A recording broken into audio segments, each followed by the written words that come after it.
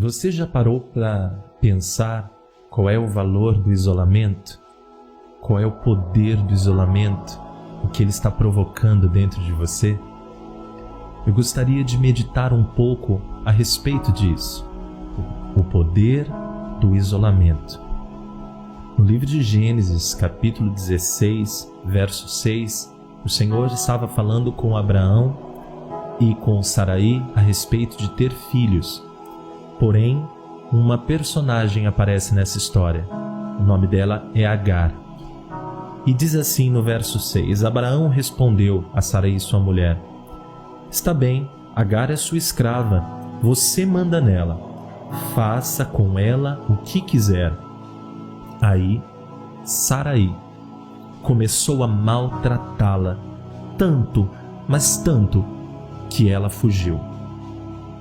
Mas o anjo do Senhor a encontrou no deserto, perto de uma fonte que fica no caminho de Sur, e perguntou: Agar, escrava de Saraí, de onde você vem e para onde você está indo?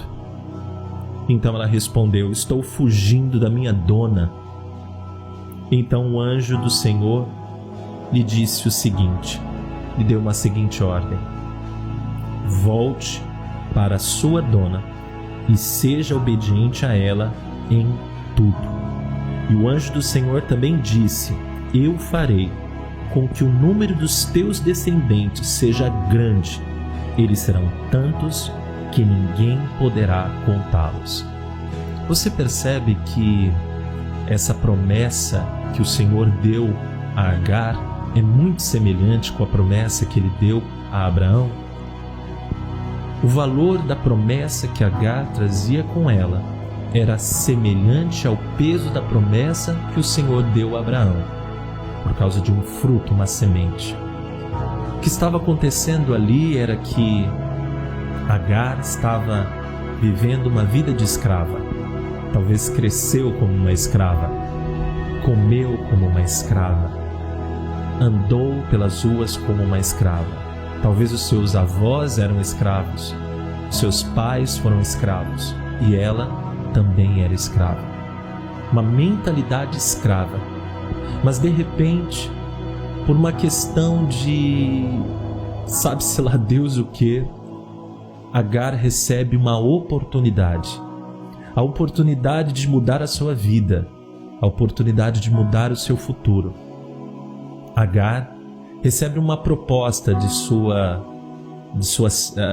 senhora Saraí para que se deitasse com o seu marido e desse-lhe um filho, e esse filho fosse a criança responsável pela sequência, o andamento da genealogia de Abraão. Não era a vontade de Deus, não era o que Deus queria. Mas calhou que ela recebeu essa grande oportunidade, essa sorte. Talvez uma mulher que sempre viveu como uma escrava, ao receber essa proposta, essa oportunidade, começou a mudar a sua cabeça, começou a pensar de forma diferente e passou a, quem sabe, desprezar a sua senhora. Talvez viu naquela oportunidade uma forma de dar uma resposta a todo o período de escrava que ela viveu. Talvez ela começou a falar de forma mais arrogante, de forma mais altiva com Saraí. E Saraí foi reclamar com Abraão e disse: Olha, Abraão, a minha serva agora, só porque você se deitou com ela e ela está grávida, sabe o que ela está fazendo agora? Agora ela está me desprezando, agora ela está achando que ela é melhor. E Abraão disse: Olha, ela é sua escrava, faça o que você quiser. E Saraí começou a maltratá-la, tanto, que ela não suportou aqueles tratos e fugiu, e foi para um caminho do deserto de isolamento. Foi para o isolamento. E ali naquele isolamento, ela sozinha começou a pôr talvez a mão na consciência e pensar: aonde é que eu fui parar? Se eu pudesse voltar atrás, eu nunca teria feito isso. Se eu pudesse voltar atrás, eu nunca teria entrado nesse assunto. Se eu pudesse voltar atrás, eu nunca teria engravidado desse homem. Se eu pudesse voltar atrás, eu nunca teria entrado nessa empresa. Talvez você se pergunte, se eu pudesse voltar atrás, eu nunca teria saído do Brasil. Eu nunca teria desperdiçado a minha vida fazendo isso ou fazendo aquilo, eu não sei. O que é fato é que o isolamento, quando você não está na mira dos olhares das pessoas, você tem a oportunidade de ter um encontro com o Senhor, mas consigo próprio. É ali onde Deus começa a trazer a tua memória, começa a trazer a tua existência, e Ele começa a te dizer: lembra de onde você caiu? Lembra quando foi que isso aconteceu? Está na hora de você voltar, se arrepender e aproveitar uma nova chance, uma nova oportunidade para fazer tudo novo. Não do mesmo jeito, mas fazer tudo diferente. É certo de que essa quarentena forçada, de isolamento forçado que você está passando agora, não só você, como o mundo inteiro, está fazendo muita gente parar, pensar e analisar o que eu estava fazendo com a minha vida. Foi exatamente o que aconteceu com Agar, e ela começou a pensar em tudo aquilo. Talvez pensar: Senhor, eu acho que o Senhor não me ouve, eu acho que o Senhor não está comigo, eu acho que a promessa deve ser só com Abraão, Saraí, que são os meus senhores. Parece que as coisas acontecem tão bem só para algumas pessoas, não para mim. Não para mim. Acontece bem para o meu vizinho, acontece bem para o meu amigo, acontece bem para o meu pastor. Talvez você ficou tão magoado com alguma liderança, talvez você ficou tão chateada com algum irmão, alguma irmã da sua igreja, pessoas que aos seus olhos nunca deveriam ter feito isso com você. Eu sou errado, eu tenho pecados, eu sou um escravo, sempre fui escravo, mas eles não. Eles têm a marca da promessa, por que fizeram isso comigo? É certo que Saraí maltratou aquela mulher e não justifica o que ela fez, de forma alguma. Mas a questão aqui é que Agar estava tão focada em olhar para Saraí, em olhar para a vida que ela achava que tinha, a se basear a sua alegria, a basear a sua felicidade naquilo que os outros pensam, naquilo que os outros acham, que ela acabou se esquecendo de si própria. Ela estava tão focada em olhar aquilo que Saraí era, a minha senhora, com todos os seus vestidos, com a sua beleza. A Bíblia diz que Saraí era linda, era uma mulher maravilhosa. E talvez ela ficou ali tão cheia de vontade de viver uma vida que não era dela. Então, Deus permite o isolamento. Deus permite um pause. Dá um pause na tua vida. Para tudo, para agora. Para o que você está fazendo agora. Para o que você está fazendo agora. Se assente, ouça, espere. Observe o que Deus está falando. Ele vai começar a te trazer lembranças, te trazer sonhos, e vai te levar à raiz do problema. Porque não adianta sarar a árvore, as folhas, o fruto, quando a raiz está enferma, a raiz está doente. E talvez esta quarentena forçada, este isolamento forçado, vai te fazer voltar para a raiz, para você descobrir lá na sua raiz qual é o teu problema. Saraí, ela estava ali lidando com uma mulher da forma que ela sabia, mas Agar, naquele momento, talvez ela começou a se lembrar que na verdade ela era apenas uma escrava, uma mente escrava. E uma mente escrava fazia com que ela não enxergasse que existia uma promessa de Deus dentro do ventre dela. Ela só conseguia enxergar que aquilo que ela estava gerando não pertencia a ela, mas pertencia a Saraí.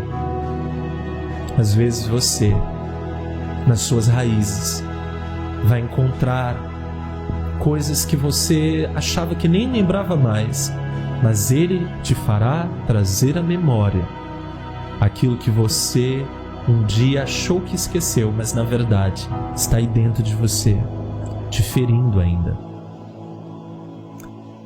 Eu vou contar uma coisa que aconteceu comigo na minha infância.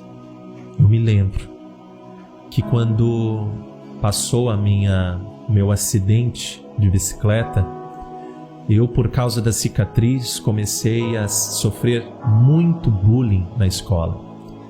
Me chamavam de monstro, deformado, me chamavam de nomes terríveis, e apesar de reagir com a brutalidade para tentar me defender, aquilo, sem eu perceber, estava condicionando a minha mente ao princípio das dores.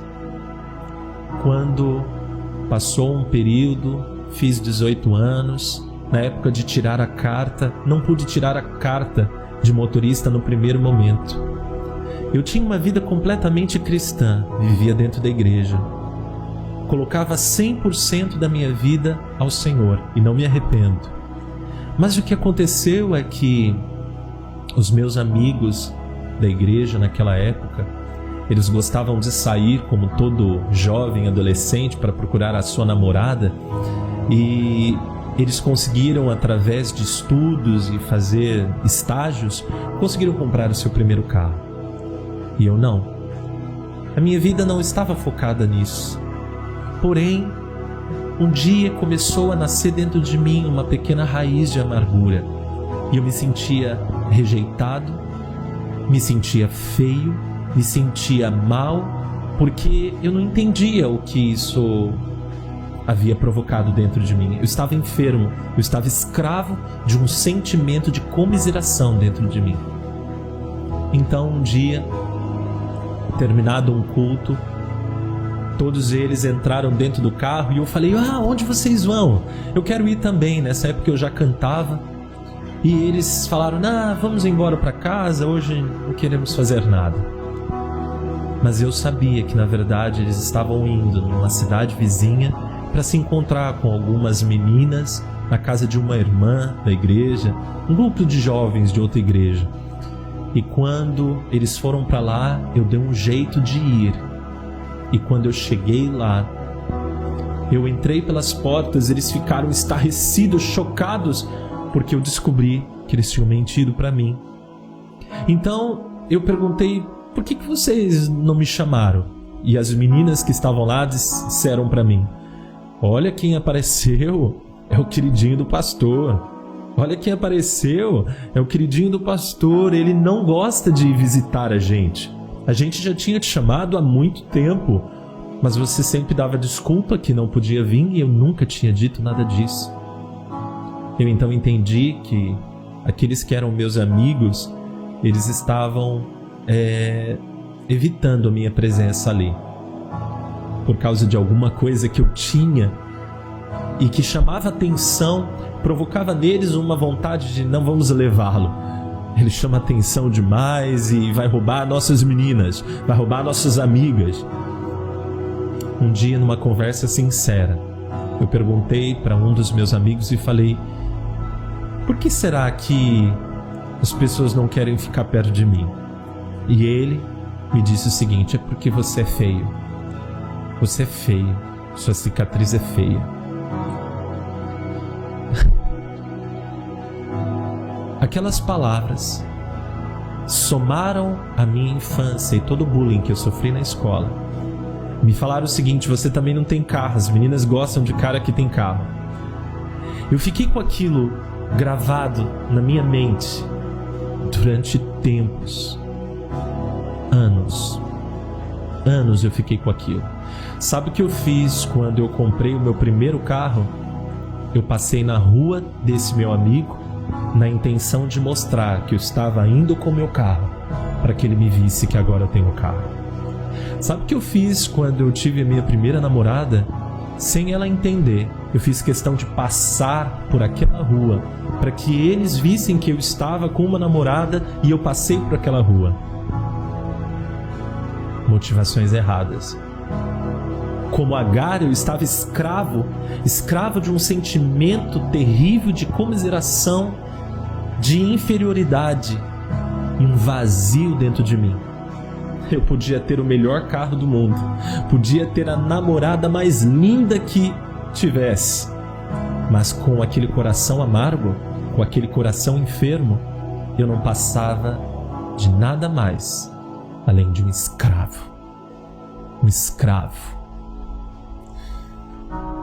Só depois que eu conheci Jesus verdadeiramente é que Ele colocou bálsamo sobre as minhas feridas. E Ele me fez entender que nada do que eu faço, nada do que eu posso fazer determina quem realmente eu sou. Nada dos dons que eu possa ter, da voz que eu possa ter, da música que eu possa cantar, vai determinar quem realmente eu sou. A opinião dos outros não determina quem eu sou. A opinião das pessoas não determina quem eu sou. Eu sou aquilo que a Bíblia diz que eu sou. E a palavra do Senhor diz que Agar, quando teve um encontro com o Senhor, ali naquele poço, ali naquela fonte, ela deu um nome para aquela fonte, disse o seguinte: então Agar deu ao Senhor este nome, o Deus que vê. Isso porque ele havia falado com ela, e ela havia perguntado a si mesma: será verdade que eu vi aquele que me vê? Eu quero te dizer hoje que Deus te vê. Deus te vê assim como você é.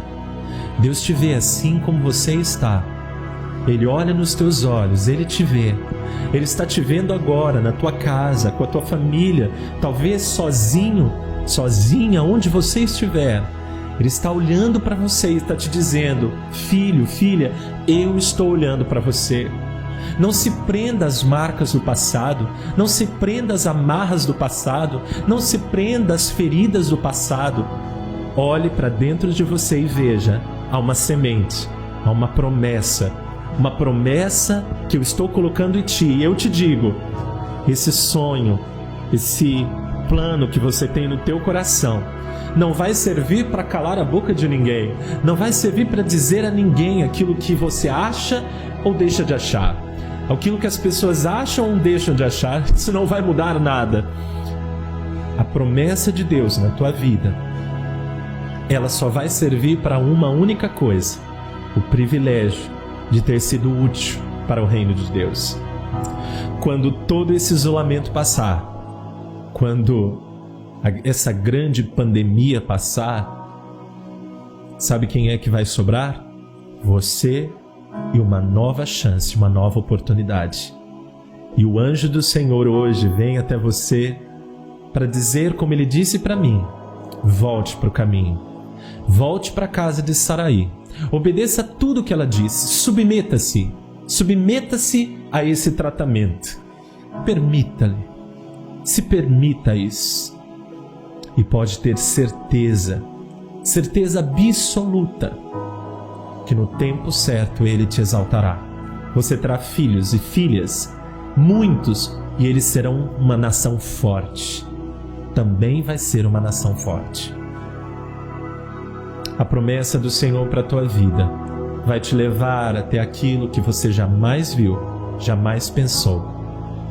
Mas não deseje nada, porque você quer mostrar algo ou falar algo para alguém.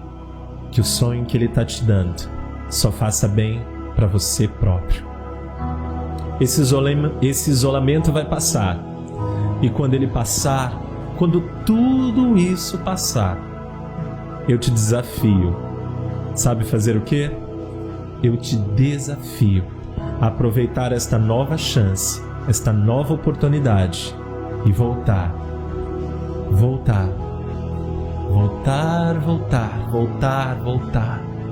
ao caminho que um dia você saiu. quando esse isolamento passar, volte pro seu lugar. Volte, volte, volte a ser a pessoa que Deus vai usar. Volte a ser esta pessoa feliz, alegre, contente. Volte a ser esta pessoa,